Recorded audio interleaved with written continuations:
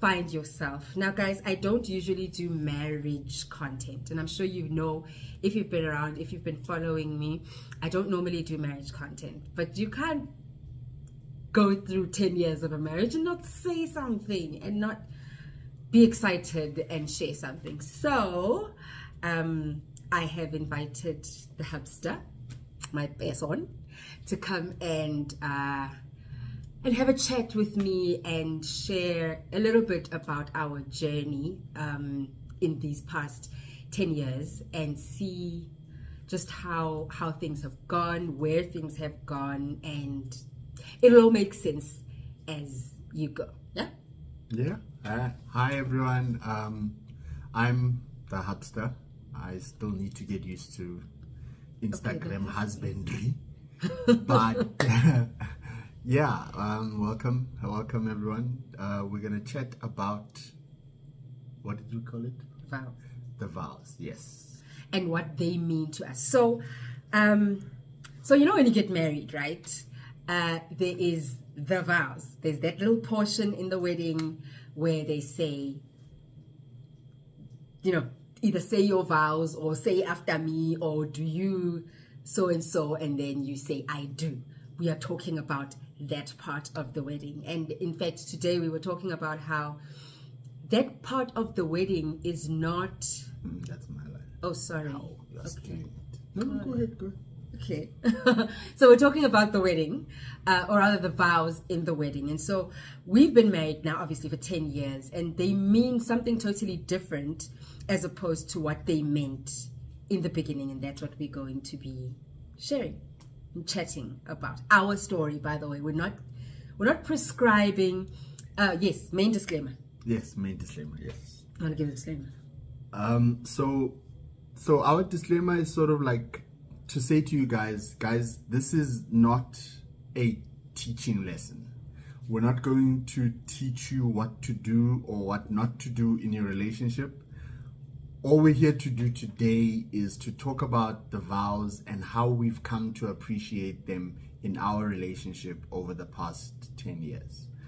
So we're not going to say, what if your husband is doing this? And then we say, no, do this. No. That's not what today is about. Today is simply to say, 10 years ago, we made vows, commitments, that at the time we didn't really understand.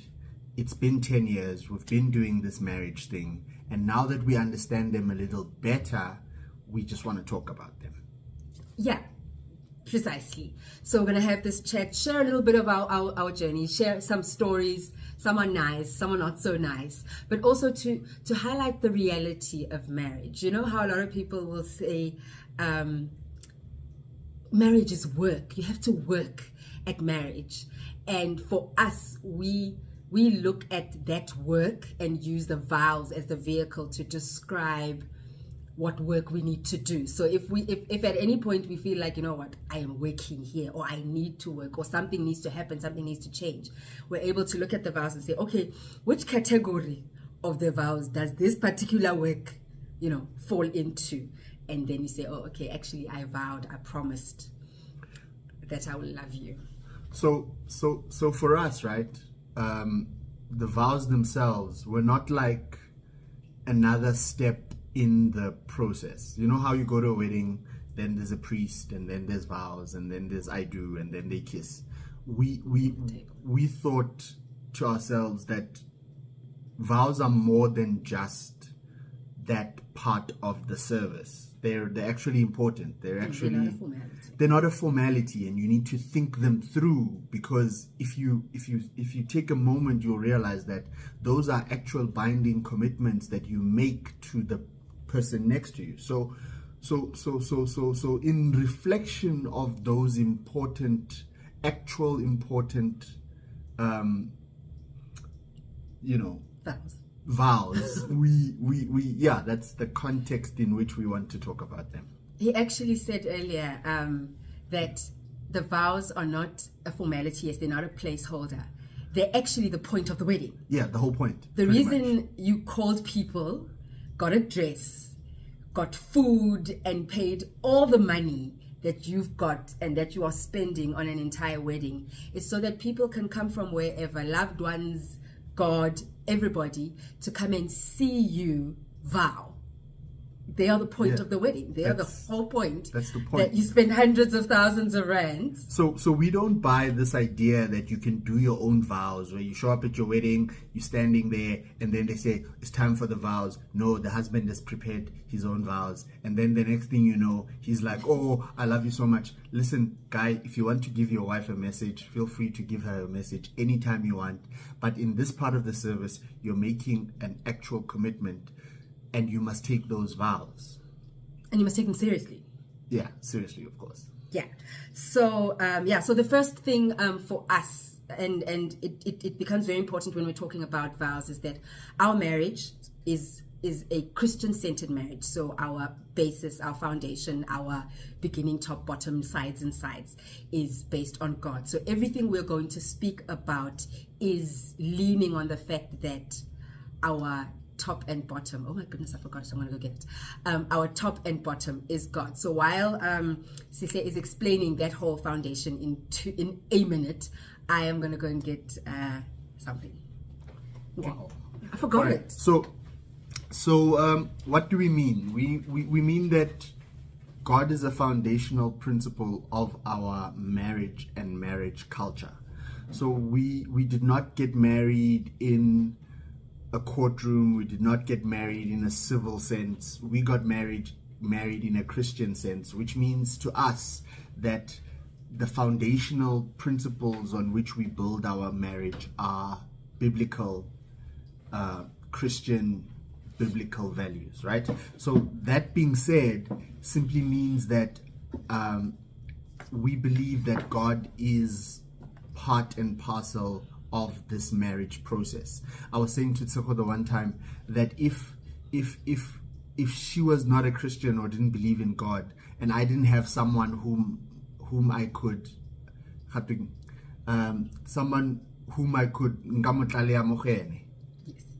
then I would be so stranded, because there's nothing more empowering than to be able to say to Tseko when I'm unhappy, or I'm gonna go and pray about this. Yes. So what I went to go and fetch, it's this. Those who were at our wedding 10 years ago will remember this thing. So at the wedding, we had these 3 cords, and we braided them as part of the ceremony to say that we are binding ourselves, the 2 of us, and God as our 3rd cord, because a three-stranded cord is not easily broken. And so that just ties in with the thing. So yeah, this thing is here. So that's Ephesians. I don't remember. All right, never mind. Anyway, again, guys, I've got to make this disclaimer again. We're not prescribing anything. Yes, you were there. Yes, it was beautiful. We're not prescribing. We're not teaching. We're not saying this is what you do to keep a marriage happy. This is not one of those 10 ways to keep a marriage happy. No. We are saying 10 years ago we took vows, and this is what they mean to us 10 years later. As opposed to when we were taking the vows, it was so nice and easy to say them. Now I'm going to read the vows. And by the way, guys, there are different kinds of vows. I actually researched. We actually did some work on this so that you can see that, we care about you. We did some research. There's different kinds of traditional vows. So outside of the, you make my heart skip a beat, before I met you, I didn't know. That stuff. They are traditional vows. And different denominations, there's non-denominational vows, but they all essentially come down to one thing. And these are the vows that we picked, that we used, and so we thought would bring them back. We're going to read them. I'm going to read them out now.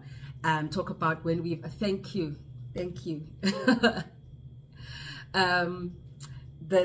Yes, you were right, Ecclesiastes 4. By the way, that was our verse for our wedding. 2 are better than 1, but a three-stranded cord is not easily broken. So here are the vows. I promise... Should I say them nicely to you in your face? Sorry, I got distracted. Wow, I have to read this one out loud. The way I thought your husband is hardcore Zulu, quite shy in hearing him speak Tswana so beautifully. Yo, mtaka ubua Setswana, usibua monate. But in any case, thank you for the compliment. Anyway, should I vow now again? Yes. Should I vow to you? No. Oh. Read them. Okay. I promise to love, but it's so beautiful. I promise to love and honor you in good times and bad times, in sickness and in health, for richer and for poorer, for better or worse, forsaking all others, be faithful to only you as long as we both shall live. So like you have to take a moment to breathe after thinking about forever. So like when you first stand there and the preacher says, repeat after me, or he says, do you take this person, and then goes through do you take them through this, do you take them through this, it's so superficial, it's so top of mind. All of us go, yeah, I do. Let's go. Just get on with it. Maybe all of us are rushing the part where you may kiss the bride. Yeah, we get it. Like, so you've been kissing. So most of us go through this process so superficially and so quickly that when the elements of the vows come up after the wedding, they actually are shocking for the system, right? So we're gonna go through them, talk through them, a little bit of our stories, a little bit of our experiences about how we came to become acquainted with each of the various vows, and maybe somewhere in there there'll be some nuggets for you to pick up for your relationship, or for the relationship that's coming up, or your marriage, your new marriage, your old marriage. So we're just trying to, open up the discussion. We sort of kind of feel like marriage is this thing that happens behind closed doors, and nobody's talking, nobody's sharing, nobody's telling other people that it's good, it's possible, it works. So we're trying to kind of demystify the institution. So hang out with us, let's talk about these vows, and let's learn a thing or two, right? Okay, so we're going to break them down, right? So over the next couple of minutes, we're going to break down the vows and then get into them so that they make sense. And if you are married, you can also think in your own marriage what this means, what this vow, what each vow means to you. And I think it will be important every now and again to just go back, read them, whether you read them to each other, whether you read them by yourself when your honorable is not feeling very honorable and you're thinking, you know what, I need to remember what I vowed to do. It helps. Trust me, it helps. So. Oh, okay. By the way, if you have a question for us about the subject matter, there's a question button. Throw your question in there, because we don't want to get distracted answering questions and then not get through what we've prepared. So we'll go there maybe a little bit later and just take some of the questions, answer anything that we can, and then yeah.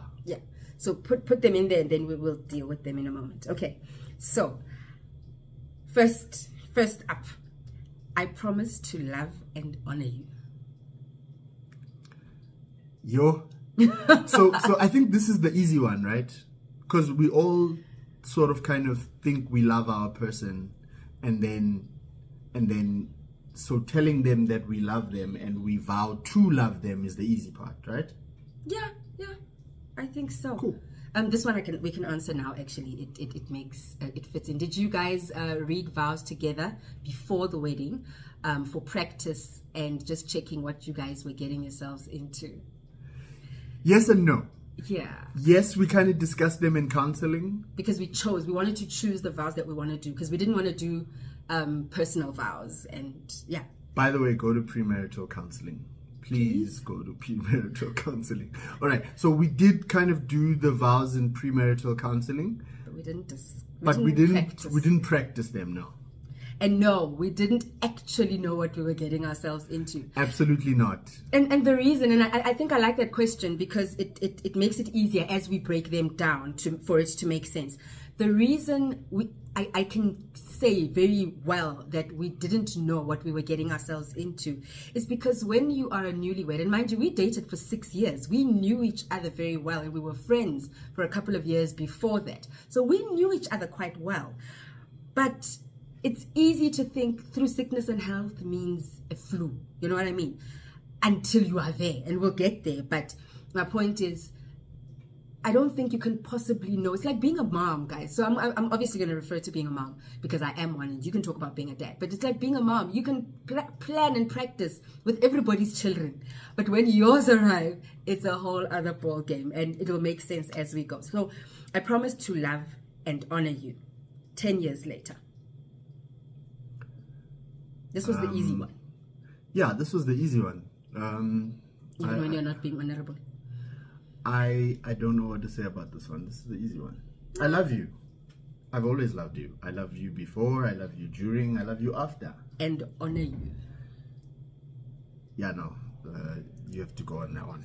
Okay, so, and to love and honor you. You see, you can love a person even when they're unlovable, but when they don't feel honorable, especially for us women, like we said, we are Christians and we hold very much the Christian beliefs and things. And so to honor, sometimes you feel like, you know what, I don't feel like, being kind. I don't feel like being respectful. I don't feel like. But I promised that I would honor you in front of people, around people who don't know you. Where I worked, all the people where I worked used to say, they'd never met the guy. They don't know whether he's respectable, but the way in which I represented our home, our marriage, they knew that they can't help but respect my husband. And that was one form of me honoring him. And so, yeah, in the beginning, it's easy to honor. As you go, some days you feel like, you know what, this guy is really grating my... But you still got to do it. You cannot now suddenly, or at least he said we're not prescribing, I cannot now suddenly speak ill of him in a dishonorable, is that a word? Yes. Dishonorable way among my friends and family just because he's a little less than honorable. And I've had to learn that obviously on those days when I feel like, you know what, you don't deserve me to be nice to you right now. That day I had to remember, you said I promise to honor you. But anyway, that one I think is not a major one, right? In good times and in bad. Should we link that with for better or worse? Yes. Okay, so in good times and in bad, through thick and thin, for better or worse, depending on which ones you went with. So when they said through thick and thin, they were not talking about your waistline. I get... Because that changes a lot. If you saw the stories, if you saw our stories... Yes. We were thin, and then around 2015, he was thick, and I was thin. And then a bit later, I was thick and he was thin. And last year we kind of balanced out and we are like in the middle of thick and thin. They're not talking about your waistline, but you still need to love each other through those waistlines. So it seems like it's a joke, right? It seems funny that we're saying thick and thin doesn't mean your waistline. Actually, after 10 years, we've learned that yes, you must love your partner when she is thin, when she is thick, because she will go through those various stages over time. So whatever it is that you think you like about her body today, no, you've had to learn. You have to learn that in the next 10 years, like I've had to learn, that the body's going to change. If there's something about it that's attractive to you, you have to learn to love it when it's thin and when it's thick, because over time, and we'll talk about this when we get to for better or for worse, there are many reasons for why she will get thin. There are many reasons for why she'll get thick. So let me give you one example of a time when Tshego got sick. Remember I had said through sickness and health, and at the time I said through sickness and health, I had never seen Tshego sick. literally, never ever. Tsego had had flus before, she had had stomach ache before, and that type of thing, because when you are jollying, stomach aches and flus are the only things that you get. Yeah. But the minute you get married, things change, people get sick for real. So and also, why? Is there a phone call coming? So one of the things No, that... sorry, it was me. I cut you off there. And also, by the way, when you are still jolling, when you are sick, you call and say, no, don't come. Yeah, no, he doesn't get to see. You know, I'm not doing very well, so listen, I'll see you next week. When you're sick in the marriage. But anyway, we'll get there when we do sickness and health. All right, anyway, so Tsego got pregnant with our first child, and when she did, she got sick. She had a condition called hyperemesis gravidarum, and this condition was the worst, the absolute worst. In about 1 week, she got so sick that she lost 5 kilograms in like three days. Guys, you can imagine, this is my wife, I love her, she's pregnant, we're so excited, we're gonna have a baby. Then she gets sick, she gets so sick that like in 3 days, 5 kilograms gone. I could see her face change, I could see her skin tone change. She couldn't go to the bathroom, she couldn't eat, she couldn't stand, she couldn't do anything. And then over that time period, she lost another 5 kilograms of weight while she's in the first trimester of pregnancy. So now I'm sitting there with the sickest person I have ever seen in my whole entire life. And it's supposed to be a happy time. I'm supposed to be going, I'm going to be a dad. We're excited, we're jumping around and having a good time. But instead, we're on the opposite side of this curve of joy of having a baby, because Tsego is sick, and she's sick like knocking on, you know, ICU type situations, and she's going to the hospital. The hospital is just rehydrating her and sending her home. And so at home, I'm now a nurse, I'm a husband, I'm a friend, I'm a doctor. If she needs to throw up, I quickly fetch the bucket. Now she's properly sick. And I'm stuck with having to deal with that for the first time in my life. I don't know if that resonates with anyone, but I remembered through sickness and health. Because when I said through sickness, I thought we meant flu, not hyperemesis. No, right? You know, and in fact, let's stay in sickness and health, and then we'll get to better and for worse after.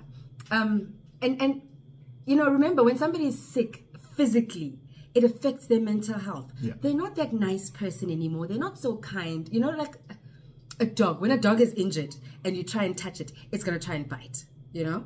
And then you've got, my guy likes to make jokes, guys. Sometimes they're corny, sometimes it's like, oh, good Lord.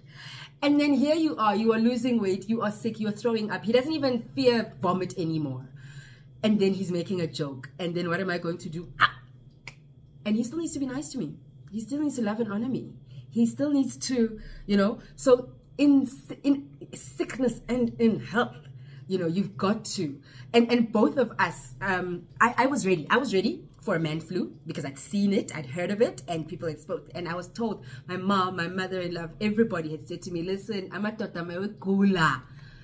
flat nje, please call my mom and tell her I love her. So I was ready for the man flu. And in my case, I didn't have, well, yeah, of course I've dealt with the man flu, but for 3 years, 3.5 years, Sihle suffered from chronic urticaria. I don't even know the urticaria vasculitis. There's different kinds of urticaria vasculitis.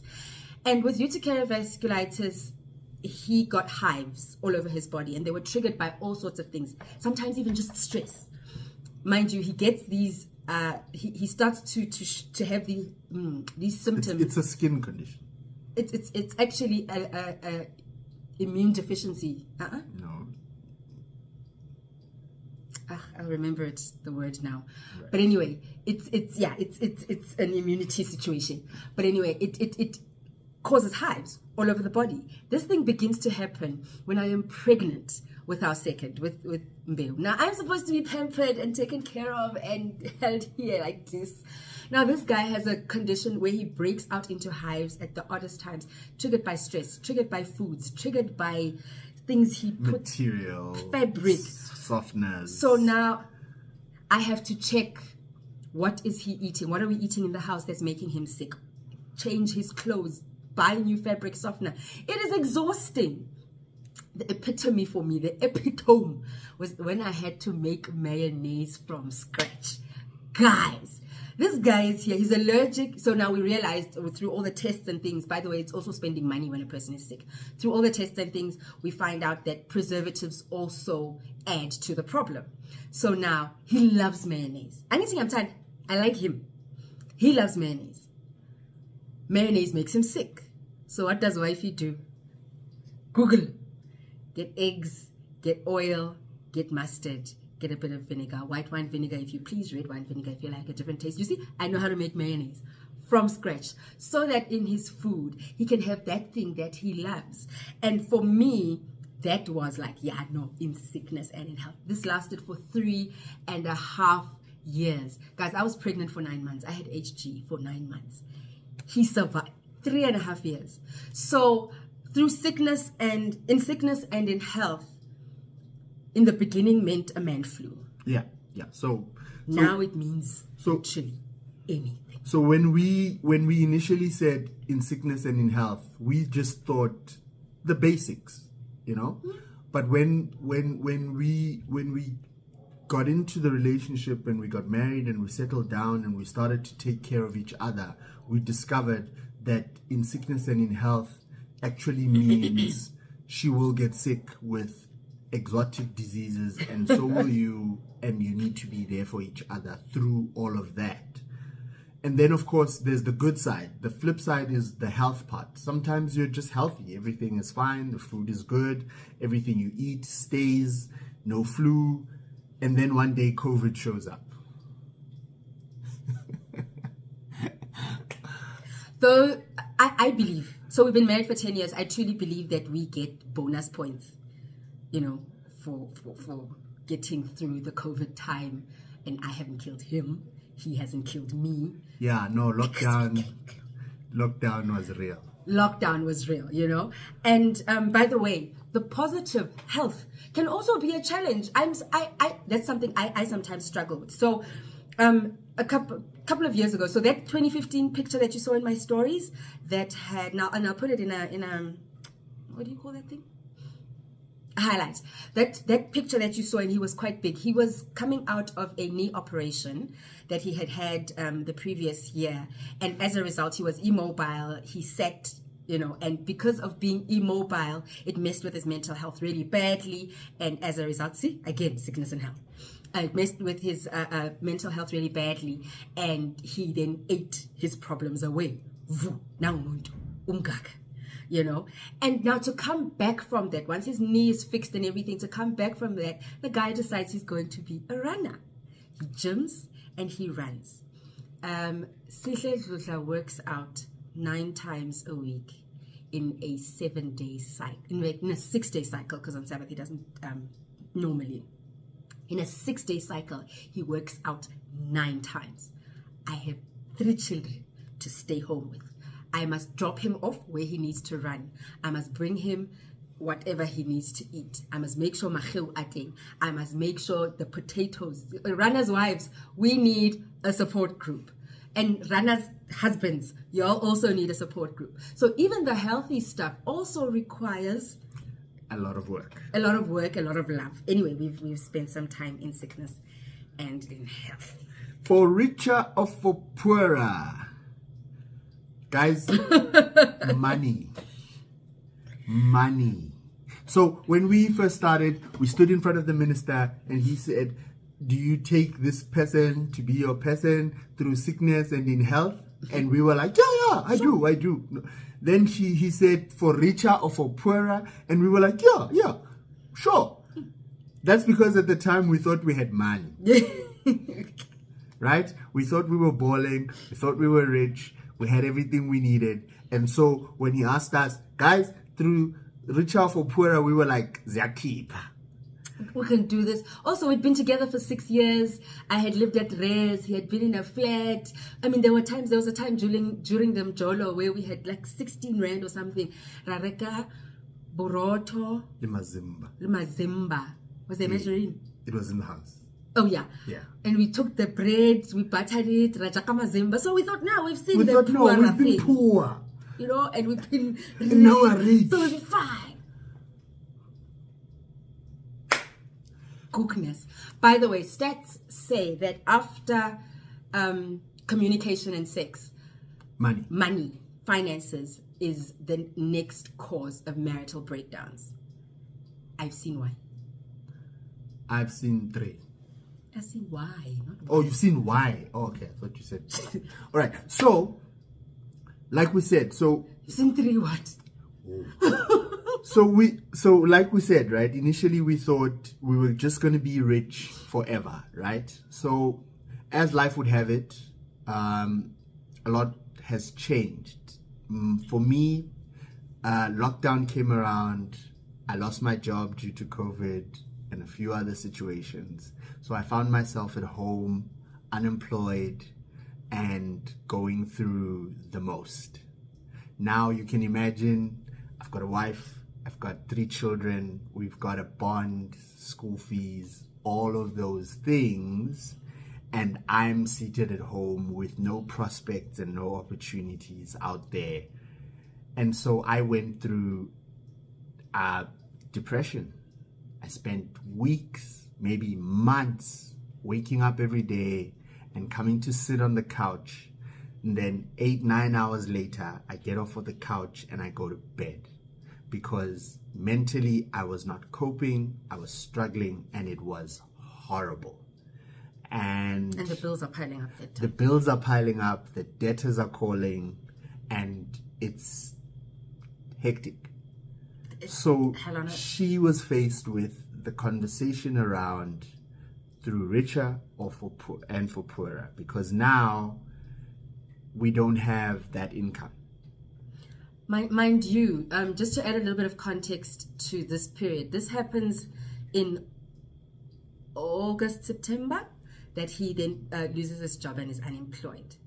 I started my business and was a full-time entrepreneur in the beginning of 2020. So I'm also unemployed, trying to start a business. In schools, it's dead because everything is locked down. So the only income we had at the time was his. And now it's gone. Right. But I want to get to that part where he was saying now he's sitting there, he's on the couch, he's depressed. I remember the very first day where it was officially his first unemployed day, where, you know, the notice month, all of those things were now over. He denied it then, and I think he'll probably still deny it now. But he spent that day, I'll never forget, it was the 1st of October 2020. He spent the day in bed, no open curtains. I don't even know if he got up to pee. Didn't want to eat, nothing. I've got 3 children. The lowest is, a year old. And, you know, you've got to know when you have to support somebody through that, it's so, it is hard. But now, you know, you think, okay, it's been 3 weeks now. Come on, let's snap out of it. Take the CVs there, you know. The kids, mommy, can we have Zimbas? No, guys, there's no money for Zimbas. And we had to have a very difficult conversation. And I want to share this difficult conversation because we did say we're sharing the journey and what it means, but because this journey was such a pivotal moment in our marriage, it was such a pivotal moment in our marriage. It was such a turning point, and it was such a light bulb moment for me. So I was doing classes online, and I would sit and teach the coding on my laptop, and I'd have kids pulling me, Mommy, can I have a Zimba? Mommy, can I have a this? And this guy would sit on the couch. He used to have his cooking day, so he would cook once a week. He worked all the way in Amaskra, and we live in Midrand, so it's a bit of a travel. So once a week he would cook. But now he's not cooking. He's just sitting there. He's not doing anything. Conversations are not nice to have. Not even nice conversations that are not about money. No conversation is nice to have with this guy. And he's suddenly changed. If I say to him, dude, can you please hand me something, or can you please bath the kids? Utsigi me, oh yeah, now that I'm not working, it's my job to bath the kids. Aibo! They're our kids. Who must wash them? Who? You know, I sit here and the kids are pulling, and I'm online, I'm teaching. And can you please get them a snack? Or can anything that you ask that suddenly seems domesticated. This, by the way, a month before he was unemployed, was a guy who would be scrubbing the oven. I can't say oven, because he was trying to get rid of stress. But now he's like, oh, okay, so now because I'm not working, I must do this. And I'm like, so what you mean? and so what? Yeah. All right. So look, of course, before 2020, we had situations where money was tight for various reasons, but 2020 was where things really went properly south. So what we're saying is that we've come to understand and appreciate for richer, for poorer, because when the chips were down, the mental health was struggling, there was no money, we found a way to get together and make it work. And that's what we did not know we would be able to do when we first said for richer or for poorer. Yeah. So by the way, I want to finish this conversation because it'll give context. We did say we're going to share and be open. I really don't like people who like skim off the top and like, yeah, but how? So we had this conversation. So I say to him, I think now I know why women leave their husbands when they're not working. Yeah, we did. Yati inzula, bah, amelo. What do you mean? Yeah, women just want the money. And I'm like, no, listen. A lot of men don't realize, and this I saw on a sermon, by the way, that we had been watching months before. I never knew it would make sense to me. A lot of men, we realize, see their worth in their ability to provide. Yeah. And so when they're not able to provide anymore, they feel worthless, they feel useless, they feel like, so you might as well go out and find somebody who's useful. Now, every time I step out the door, I don't know, this is now in my head, right? Every time I step out the door, is she going to go find one who has money and works and all of that? So I said to him, you've changed. You're not my guy. That guy, you know that guy who, when I get up to hold this, you then get up and hold that. When I chop onions, you chop carrots. You've changed on me, and I don't get it. You are not that guy. And so I can't be that girl when you're not being that guy. And so we had to sit down and have a real conversation. And I thank God for this one. He did not become defensive and start defending his demeanor and his actions and all of that. He took a moment and he paused. He listened to me and didn't respond. That's how he does anyway. The next day he came back to me and he said, you know what? I actually took stock of what you said and you are right. I didn't realize that I wasn't the nice guy anymore. I didn't realize that my smile had disappeared. I didn't realize. And from that conversation, we were able to literally U-turn for wherever we were going. We did a complete U-turn, 180 degrees, and we went backwards to say, okay, and he would ask me, what do you need me to do? And I also had to remember, because he did explain that to me as well, to say, I don't know what to do with myself. The bills are piling up. I'm getting SMSs and calls. I'm just, and so I needed to remember to continue to validate him and remind him that your purpose in the home as a dad, as a husband, is still very much needed and very much felt. So when he did cook something really nice, you clap hands very loudly, unnecessarily loudly, or at least I did, just so that he can see and remember, oh no, man.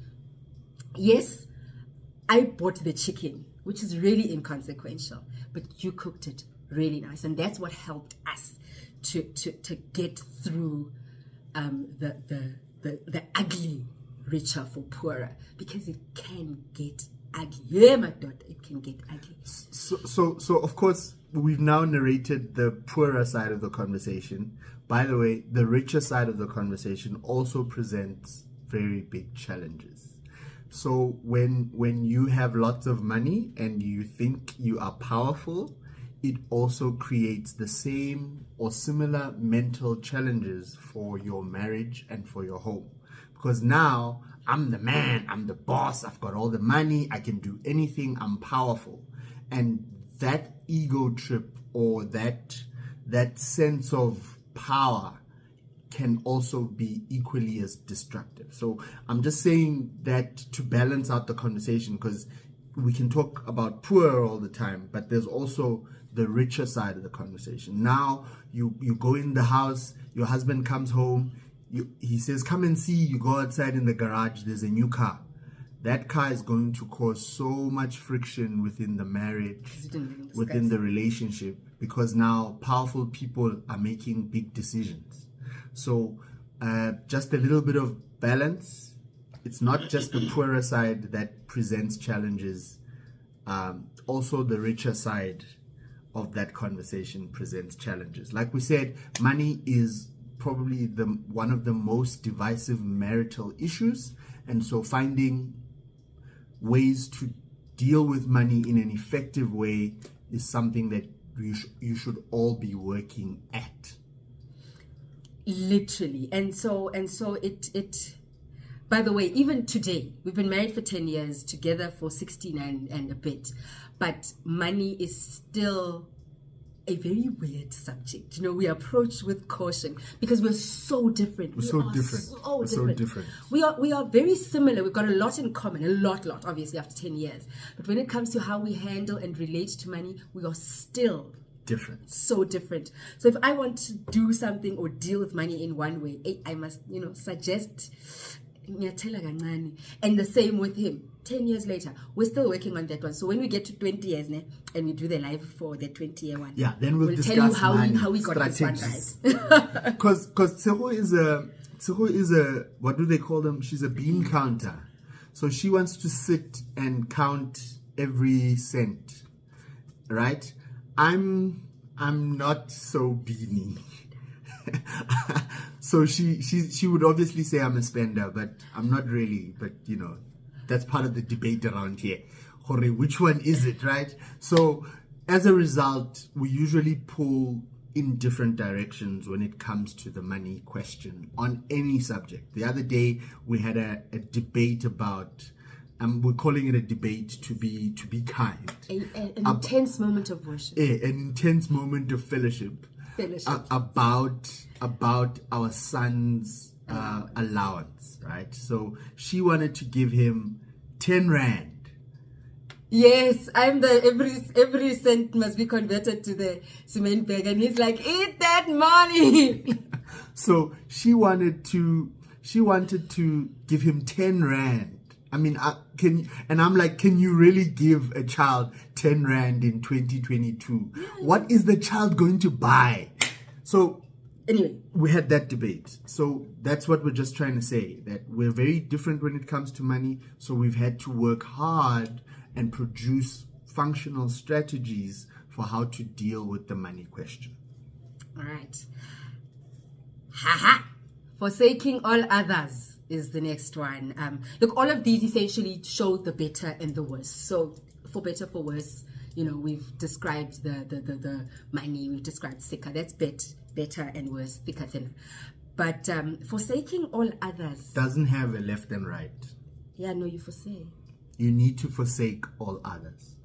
And before we even get to the other forsaking, which we will definitely touch on, this happens to be one part of the vows that has been left out of a lot of the traditional vows. So we checked on the different denominational and different kinds of traditional vows. This one has actually been phased out. I don't know how we got there, where forsaking all others got phased out of the vows, but it was there for us, and it still is there for us. It took us a while, me personally, and a really long while, to understand that he is now my immediate family. And my mother, my sisters, and everybody are now my extended family. Hey, guys, my decision making still went through, in the early days, still went through mom and my sisters, and then to him. It would there was a pit stop before we come here. Forsake. So let me tell you a story, right? So Tseho and I, she's pregnant now. So at the time she was pregnant, we lived in a 1-bedroom apartment, right? So it's 1 bedroom, 1 bathroom. You walk out, it's the living room and it's the kitchen. That's it. So now she's pregnant, right? Tseho still had her mom and sisters in her decision-making process at the time. First.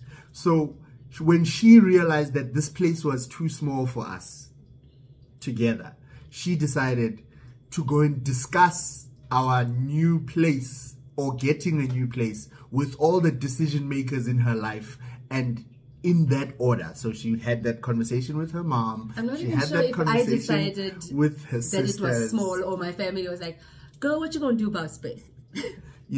So now I only find out when I'm supposed to now pay deposit and things. Actually, you were not part of the decision-making process for this financial commitment, this change in lifestyle, this change in location. It's all happening. The decisions are being made and you're not part of the decision-making process. And that caused a lot of strain in our relationship because she did not forsake her decision makers and place me in the decision making process. And that took me a while, by the way. We belong to a group of marital, I don't know what to call it. It's called Matrimonial Bliss. And in one of the Matrimonial Bliss sessions, I think it was Mr. and Mrs. Mafura who were there, and they said, remember, this is your immediate family. Now when we speak about extended family, we are talking about your mother. And I was like, what you mean? My mom is immediate. But no, she was no longer immediate. And I'm very blessed, right? Because for Sihle, the whole, a man shall leave his mother and cleave to his wife was never a challenge for him. He already didn't live at home. I've never had to live no mama and Kotiza. By the way, I say no mama. Me and Umama have like the most awesome relationship. We have a better relationship than he does with her. But I've never had to live with my in-laws. So him leaving and cleaving was not a thing. Yes, he had to readjust, with his sisters and all of that. But for him to look at me, go and speak to my mom first about certain things and be on some, hey, I'm trying to, and it was quite a shocker for me. So it took a thing to say, even with friends, we that at least we kind of worked on while we were in the Jolo stages to say, actually, we are the first friend.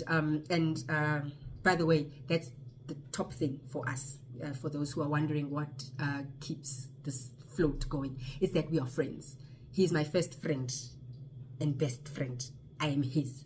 And when my husband is annoying me, I'm able to say to the very same guy, listen, can I speak to my friend? Different topic for another day, but don't get distracted. Yes. So friends, he needed to be my first friend and everything else needed to be an option. But him, no. That goes on forsaking all others. Right. So like she said, last one. Like we said, as an example, you need to start to. You can't say you need to. We're not teaching.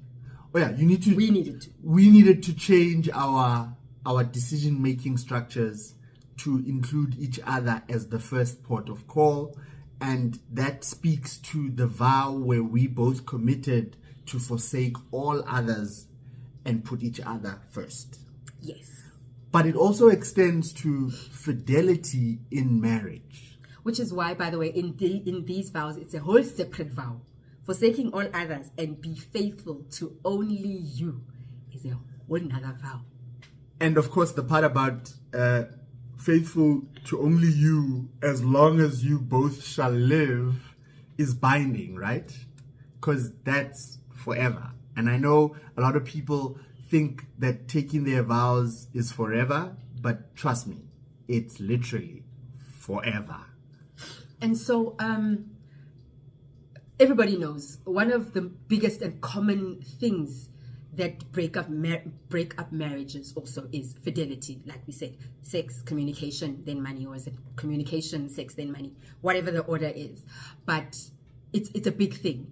Faithfulness to your spouse is a big thing. Now, we're not going to comment on full-on sexual infidelity. We don't have experience in that, and we are busy we are chatting about our experiences, right? What the vows mean to us. Yeah. So we don't have experience in sexual infidelity, or whatever we want to call it, but we will talk about our versions of faithfulness and fidelity that we have experienced and what this now means to us. And it's a big one, because of all the vows, this one actually has a hard line for us. Yes. So when we first thought that we were committing to each other, we did not know that one day we would both find ourselves at some point distracted by someone else. And in the 10 years that we've now been building this marriage, we've both found ourselves very, very distracted. Not regularly, but we found ourselves at a certain point. So over the past 10 years, this is what he means. Over the past 10 years, we found ourselves very distracted by outsiders in our marriage. And to us, at first we thought, no, almost you didn't sleep with anybody, so it doesn't mean, cheating or something like that. But as we've grown in our marriage, we've realized that being faithful is not just about sexual fidelity or having sex with somebody else. It actually speaks to your relationship. There's emotional fidelity, and what are the others? Financial and others. But we're just now talking about actual fidelity, right? Yeah. So if you maintain an emotional relationship with a third party in your relationship, you'll find yourself very, very distracted. Yeah. And we know, as anybody else would, that by the time you get to having a sexual relationship with somebody, you've been through various stages of courting, getting to know each other, opening up to each other in ways that create opportunities for step 5, which might be a sexual encounter. But before then, you've been intimate with this person, you've connected with this person, you've had emotional conversations with this person, and you've shared your challenges with each other over time, and that builds up into a relationship that turns sexual at some point. Yes. So we've found ourselves talking about those stages building up to where a relationship can get out of control, but be going through the various stages. And we have a rule. And now we have a rule, of course, and our rule is we don't pass stage 1. Yeah, just don't pass step 1. And for us, we've had to determine for ourselves, depending on our willpower, staying power, where we are in our journey in life, what is step 1. Mm-hmm. If at a time when I feel, I'm vulnerable, step 1 is exchanging phone numbers, or even I've been to this one. Step 1 is when when a gentleman person asks me, so how are you? Okay, so context for that is I worked in Cape Town for about 3 years at some point, and in those 3 years I came home. It was actually a year and a half. It felt like 3 years. It felt like 3 years. It was a year and a half. So in that year and a half, I used to come home every second weekend. Yeah. So in between those weekends, we would literally drift apart. Yeah. Because we were only literally communicating via text and calls every day, but we were drifting apart. And so she then got friendly with people who would ask her how she was doing. This is when it was established. I didn't get friendly. Gosh. What does friendly mean? So I've realized then that my step 1 was being asked how are you? Because if you ask me, how am I? No, I'm not okay. So my husband is not around. And then, oh, shame. I'm so glad you're here. You understand? Now this human person will be making me feel nice, and you don't want to do that, right? So I had to check my vulnerability. And so when a person at that time says to me, how are you doing, Tshego? I'm fine. Because I'm trying to avoid step one. Now I'm in a much better place. We're good. We're close. How are you doing, Tshego? Yo, I'm tired. I can tell you how I'm doing, because when I get back home, there's somebody who's going to meet the need and fill the gap. Right. So a similar thing, of course, happened with me when she was pregnant. Yes. Right. So remember, I told you guys that when Tshego is sick, is pregnant, she gets very sick. All three so times. she has HG and she's just sick. That's it, And this sickness happens the whole 9 months, right? And so the same thing happened to me when she was sick and inaccessible, and I was home being the nurse and the doctor and everything. I managed to go out into the world and find people who were sympathetic to my emotional state, right? Oh, usagula, our Shem, come and get a hug. And then next thing you know, I was also now emotionally and invested in going out to get that hug, to get that communication and connection with someone who was not sick. And as a result, I was distracted from the problems that were growing in my home.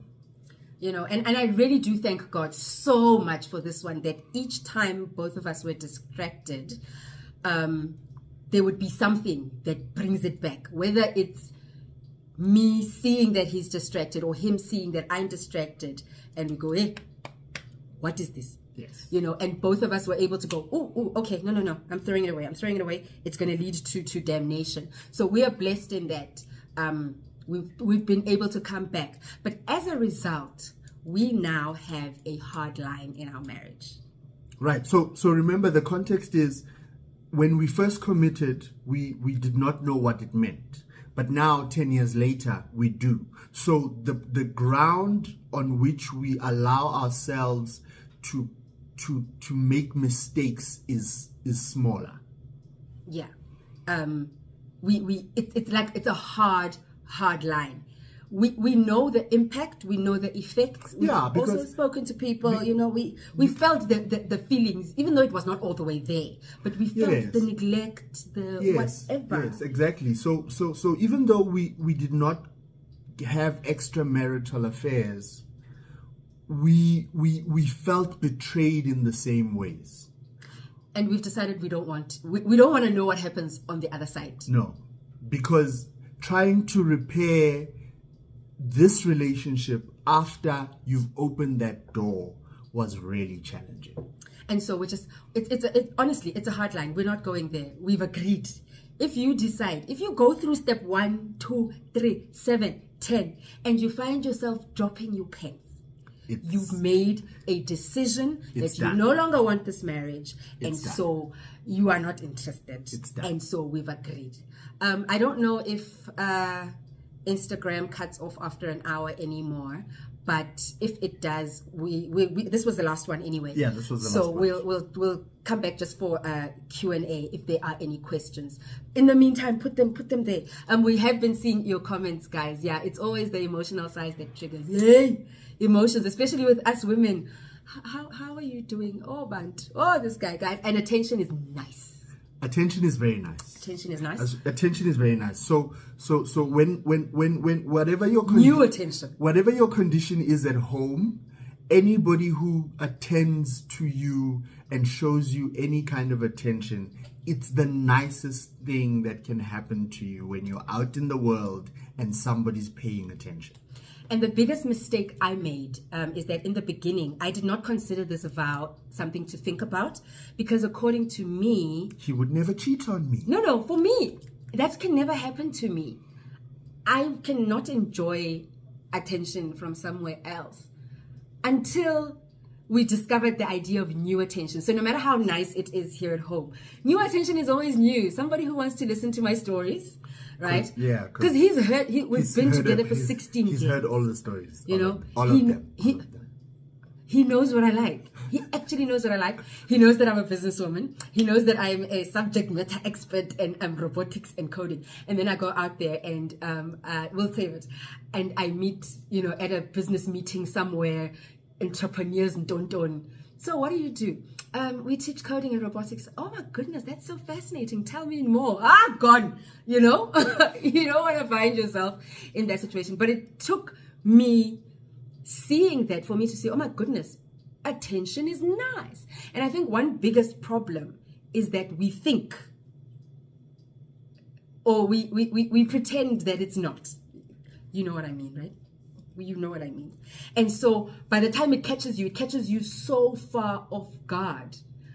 Like, oh my goodness, what happens? By the time, oh papara, this human being is under your skin. When you get excited, something happens in the business. Now you want to call that person and not your husband. No.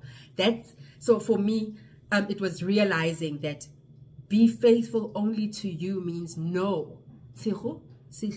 New attention is nice.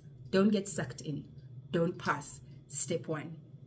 So that's the rule. Don't pass step 1. And that's how we've actioned or actualized the last vow, which is be faithful to only you for as long as you both shall live. You'll do all of these things for as long as you both shall live. And so, guys, our point in summary is that marriage is work. Yes. We've learned over the past 10 years that marriage is work.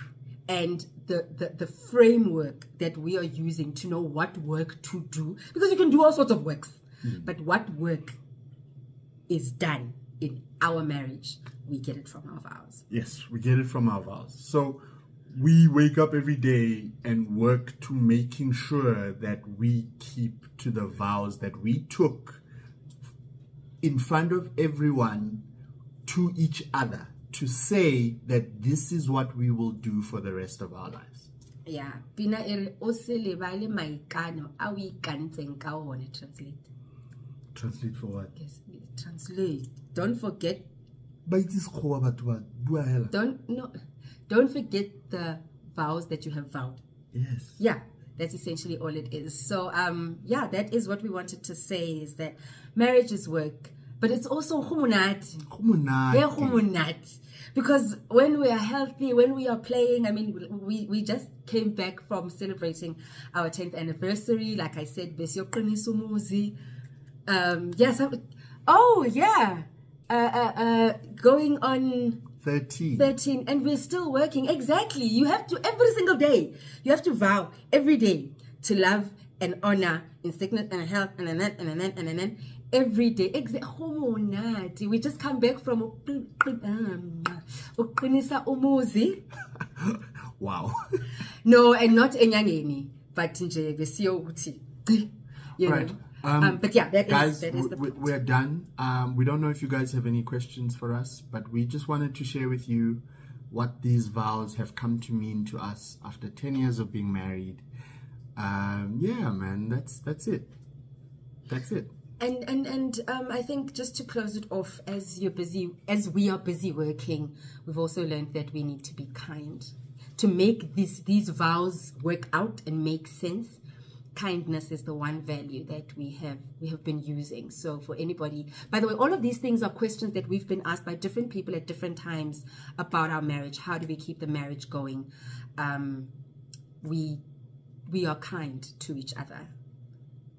When it's ugly, in all those examples that we've given, you will see that even when we were upset, it was kindness that kept us going. The glue. Kindness is like the glue that keeps all these components together. So essentially what we're saying is, no matter what the difference is between the two of you, the best way to start the process to fix things is to show each other kindness. So I must be kind towards you. You must be kind towards me. Once the kindness platform has been established, we can then talk about what our challenges are. Because if my primary position is to be kind towards you, when you tell me that I'm doing things I don't like, that you don't like, it's easier for me to receive. And because I'm open to hearing what you have to say, we are able to start the process of talking about what we're talking about. I don't know if you guys get what I'm trying to say, right? Yeah, but kindness. yeah, it's the glue that puts all of these components together. Thank you so much for your well wishes, guys, and thank you for the comments. Thank you for joining us and staying and listening to us all this time. And I hope that... So we're not seeing any questions though. No questions. All right, cool. So there's no questions. I hope that you will... you've had a few questions answered. If there is something that you can take from our journey, please go ahead and use it. But if it doesn't apply, don't try it at home. Yes, don't try at home. Yes, I have a Zulu man, but he's not like dead Zulu, like Paka Zulu. So if yours is, don't try the things and say, yeah, I know why women leave their wives because you J. Don't do it. It's not gonna work out well for you. But yeah, thank you for joining us. Thank you for all the well wishes. I love you all. I'm seeing all your comments, guys, very, very much. And in closing, we did want this to be as honest. Oh, thank you so much, guys. We did want to be as honest as it is. And I know we've shared things that are not easy to share. I promise you, it might have looked easy, but it's not easy to share some of the things. Yeah, we spent a lot of time preparing for this conversation. Emotionally and otherwise. Yes, talking to each other in the heart. But they're not things that are easy, but there are things that are real, because we are honestly tired of people painting marriage as something, yes, kulisa nje, it just happens by itself somewhere in a vacuum and nobody is in charge of making it work out, And we're also tired of, or rather, we're sad that marriage has a reputation for breaking up so spectacularly. It's just got a bad reputation lately. Yes. and it really does sadden us. So we thought, let's share a little bit of our journey and say good marriages still exist. There's somebody here who's been married for 13 years. I see Bukhula just joined in, and I know she's been married for longer than we have properly. Good marriages still exist. People out there who still like each other, love each other, even with children, even with mistakes, even with life, even with the good, the bad, and the ugly. Good marriages still exist, and our prayer is that we will continue to stick to these, and we will see you again in 10 years' time. Well, maybe not 10 years, but maybe he'll start doing marriage content. Somebody speak to him, DM him, and tell him to do marriage content. No. All right, guys, thank you so much. Bye. We will save and share the live. We've recorded it on a different space. We'll find a platform somewhere to put it for those who are not on Instagram. Cheers.